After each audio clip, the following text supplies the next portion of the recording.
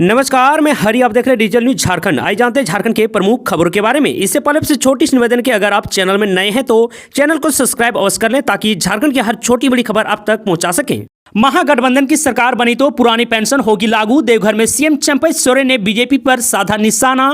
दरअसल आपको बता दूं, गोड्डा लोकसभा से इंडिया गठबंधन के कांग्रेस प्रत्याशी प्रदीप यादव के लिए वोट मांगने आए झारखंड के मुख्यमंत्री चंपई सोरेन के निशाने पर भी केंद्र की मोदी सरकार रही।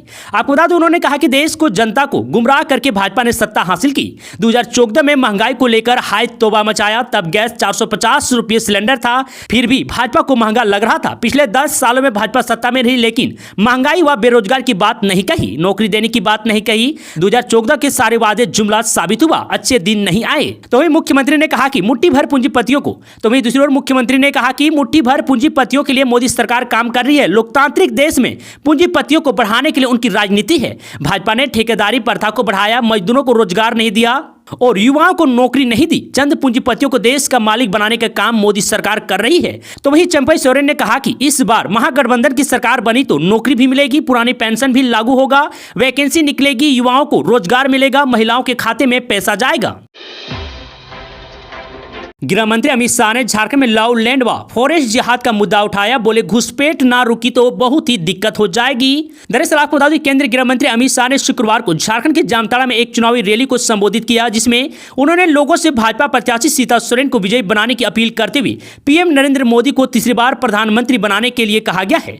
आपको बता दें कि सभा के दौरान शाह ने कहा कि झारखंड में घुसपैठ एक बहुत बड़ा मुद्दा है और यदि इसे नहीं रोका गया तो आदिवासियों की जमीन व जंगल दोनों खतरे में पड़ने वाली है। इसके अलावा उन्होंने आरोप लगाया है कि कांग्रेस और झामुमो के लिए झारखंड सिर्फ एक एटीएम की तरह है। शाह ने अटल जी की याद दिलाते हुए भाजपा को झारखंड के सपनों का साकार करने वाली पार्टी बताया। आपको बता दूं, घुसपैठ का मुद्दा उठाते हुए शाह ने कहा कि यहां पर घुसपैठ का मुद्दा आदिवासियों के लिए बहुत बड़ा प्राण प्रश्न बन गया है। ये कांग्रेस पार्टी हेमंत सोरेन जी और अभी अभी पकड़े गए उनके मंत्री झारखंड में घुसपैठ कराकर आदिवासियों के खिलाफ लव जिहाद, लैंड जिहाद और फॉरेस्ट जिहाद कराने का काम कर रहे हैं। आपको बता दूं, मैं इस क्षेत्र के आदिवासी भाइयों और बहनों से अपील करता हूं कि एक ऐसी सरकार चुनिए जो घुसपैठ रोके। अगर घुसपैठ ना रोकी गई तो आदिवासियों की जमीन और जंगल दोनों खतरे में पड़ने वाली है। उन्होंने कहा कि धर्मांतर पर भी रोक लगाने का काम मोदी जी ने किया है। तो वहीं दूसरी ओर शाह ने कहा कि भाइयों बहनों, देश की बड़ी बड़ी योजना झारखंड से लॉन्च करने का काम नरेंद्र मोदी जी ने किया है। 5 लाख रुपए तक का मुफ्त इलाज करने वाले आयुष्मान भारत योजना, लोन दिलाने वाली मुद्रा योजना और पीएम जन धन योजना झारखंड की धरती से ही लॉन्च की गई है, क्योंकि मोदी जी का मानना है कि जब तक झारखंड का विकास नहीं होगा देश का विकास नहीं होगा। भारतीय जनता पार्टी झारखंड राज्य के सपने को साकार करने वाली पार्टी है। भारतीय जनता पार्टी भगवान बिरसा मुंडा के सपनों का भारत बनाने वाली पार्टी है। झारखंड बनाने के काम अगर किसी ने किया तो वो भाजपा के नेता व भारत रत्न अटल बिहारी वाजपेयी ने किया है। बिना डरे करे मतदान, चुनाव में शहर का माहौल बिगड़ा तो होगी जेल, पुलिस का सख्त निर्देश। दरअसल आपको बता दूं, रांची में 25 मई यानी कि आज मतदान होना है। शांतिपूर्ण मतदान के लिए गुरुवार को राजधानी के हर थाना क्षेत्र में पुलिस के द्वारा फ्लैग मार्च किया गया है। आपको बता दूं, एसएसपी चंदन कुमार सिन्हा ने बताया कि लोकसभा चुनाव के दौरान मतदाता निर्भीक होकर मतदान करें, इसके लिए राजधानी में फ्लैग मार्च निकाला गया है। उन्होंने कहा कि फ्लैग मार्च के जरिए आम लोगों के बीच संदेश दिया गया है कि वे लोकतंत्र के महापर्व में खुलकर भाग लें। कोई भी असामाजिक तत्व अगर मतदान के दौरान शहर की शांति और सौंदर्य बिगाड़ने की कोशिश करेगा तो उसे बख्शा नहीं जाएगा, उन पर सीधी कार्रवाई की जाएगी, गिरफ्तार कर उन्हें जेल डाल दिया जाएगा। आपको बता दूं, दूसरी ओर रांची लोकसभा क्षेत्र के अंतर्गत सिल्ली, खिजरी, रांची, हटिया, कांके और ईचागढ़ विधानसभा क्षेत्र में मतदान के लिए पोलिंग पार्टियों की बूथ टैगिंग पूरी हो गई है। ईडी रडार पर 2 मंत्री, दर्जन भर विधायक, आलमगीर आलम से जुड़े केस में एक एक करके सबसे होगी पूछताछ। दरअसल आपको बता दूं, झारखंड सरकार के ग्रामीण विकास विभाग में 3000 करोड़ की प्रोसीड ऑफ क्राइम का खुलासा करने वाली केंद्रीय एजेंसी ईडी की जांच में झारखंड सरकार के 2 मंत्री समेत दर्जन भर विधायकों के नाम सामने आने की बात कही जा रही है। आपको बता दूं, ईडी के अधिकारियों के मुताबिक बारी बारी से इन नेताओं का बयान दर्ज किया जाएगा। ग्रामीण विकास विभाग के टेंडर में हुई कमीशन खोरी में कुछ ऐसे विधायकों का नाम भी सामने आया है जो पूर्व में अलग अलग मामलों में ईडी के रडार पर रह चुके हैं। आपको बता दूं, ईडी ने जांच में पाया है कि मंत्री आलमगीर आलम के जरिए इन नेताओं ने ठेकों का आवंटन कराया कि इन ठेकों में भी कमीशन खोरी होने का खुलासा एजेंसी जांच में हुआ है। जेल का ताला टूटेगा, हेमंत सोरेन। झारखंड के पूर्व सीएम की पत्नी ने चुनावी सभा में लगाया नारा। दरअसल आपको बता दूं, बोरियो प्रखंड में मंगरू टीकर फुटबॉल मैदान में शुक्रवार को राजमहल लोकसभा निर्वाचन क्षेत्र के झामो प्रत्याशी विजय कुमार हांसदा के पक्ष में चुनावी सभा हुई। सभा का संचालन झामो जिला अध्यक्ष शाहजहां अंसारी ने किया। आपको बता दो, मुख्य वक्ता पूर्व सीएम हेमंत सोरेन की पत्नी कल्पना सोरेन भी उपस्थित रही। सोरेन ने कहा कि भाजपा ने 2014 के चुनाव में लोगों से वादा किया था कि 2 करोड़ नवयुवकों को रोजगार देंगे। उन्होंने आगे कहा कि महंगाई खत्म करेंगे, विदेशों में छुपा कालाधन वापस लाएंगे, लेकिन और गरीबों के खाते में 15 लाख रुपए डाले जाएंगे। लेकिन 10 वर्ष बीत जाने के बाद कुछ नहीं हुआ, महंगाई हुआ, बेरोजगारी बढ़ी। तो वही दूसरी ओर कल्पना सोरेन ने सभा में जेल का ताला टूटेगा, हेमंत सोरेन छूटेगा का भी नारा दिया।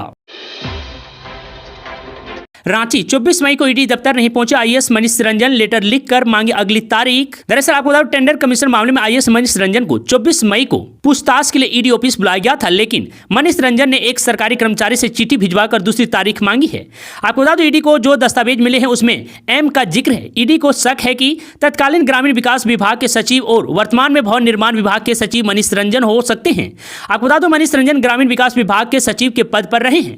आपको बता दो, टेंडर कमीशन मामले में इनकी क्या भूमिका रही, कमीशन में इनका कितना हिस्सा रहा, क्या डायरी में दर्ज कोड नेम इनका है। ऐसे कई सवालों के जवाब आज ईडी मनीष रंजन से मांगेगी। मनीष रंजन को अपनी और अपने परिवार के सदस्यों के आय और संपत्ति से संबंधित दस्तावेज भी साथ लाने को कहा गया था। आपको बता दें, ईडी ने इसी महीने ग्रामीण विकास विभाग के मंत्री आलमगीर आलम, उनके निजी सचिव संजीव लाल और संजीव लाल के नौकर जहांगीर आलम को गिरफ्तार किया है। आपको बता दें, इन सबसे जुड़े ठिकानों से ईडी ने करीब 37.5 करोड़ रुपए कैश के अलावा लेन देन से संबंधित दस्तावेज, डिजिटल उपकरण भी बरामद किए थे। तो वहीं आपको बता दें, झारखंड में मनीष रंजन तीसरे आईएएस अधिकारी हैं जो भ्रष्टाचार के मामले में ईडी की रडार में आगे हैं। इससे पहले 2 आईएएस अधिकारी पूजा सिंघल, छवि रंजन इस वक्त जेल में हैं। इन दोनों पर भ्रष्टाचार के गंभीर मामले दर्ज हैं, जिसकी जांच अब जारी है। झारखंड की इन लोकसभा सीटों पर चुनाव की तैयारी पूरी, मतदान केंद्र पर पहुंचे कर्मी। दरअसल आपको बता दूं, छठे चरण के तहत गिरिडीह व धनबाद संसदीय क्षेत्र में होने वाले मतदान के लिए शुक्रवार को डिस्पैच सेंटर सेक्टर 8B स्थित बोकारो इस्पात सीनियर सेकेंडरी हाई स्कूल में मतदान दल रवाना हो गया है। आपको बता दूं, इसके पश्चात मतदान कर्मी अपने अपने मतदान केंद्र पर पहुंच भी रहे हैं।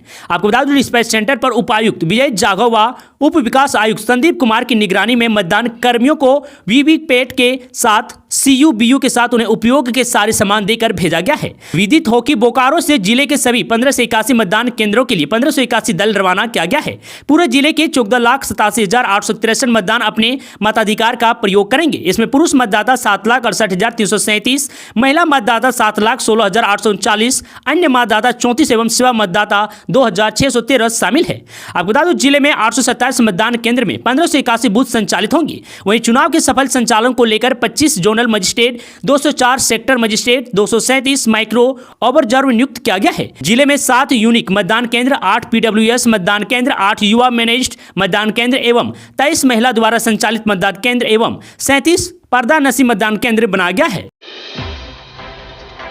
कांग्रेस और हेमंत सोरेन के बीच करप्शन का कंपटीशन, दुमका में अमित शाह बोले इनके लिए झारखंड भ्रष्टाचार का है ATM। दरअसल आपको बता दूं, केंद्रीय गृह मंत्री अमित शाह ने शुक्रवार को झारखंड के मधुपुर और दुमका में जनसभा को संबोधित किया।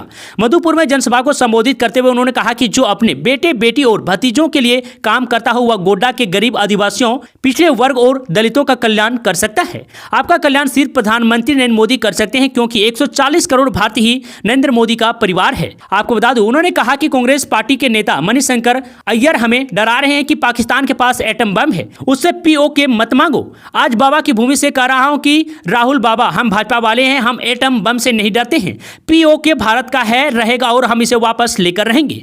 अमित शाह ने कहा कि कांग्रेस और हेमंत सोरेन ने अपने वोट बैंक के लिए आदिवासी, दलितों और पिछड़ों को आरक्षण पर डाका डाला है, उसे मुसलमानों को दे दिया है। ममता बनर्जी ने 180 जातियों को पिछड़ा वर्ग श्रेणी में अनाधिकार रूप से शामिल किया, जिसे कोलकाता हाईकोर्ट ने रद्द कर दिया है। तो वहीं अमित शाह ने कहा कि बहन सीता को न्याय दिलाना आपका काम है। भले हेमंत सोरेन ने आपके साथ न्याय किया है, बीजेपी आपका सम्मान भी करेगी और न्याय भी करेगा।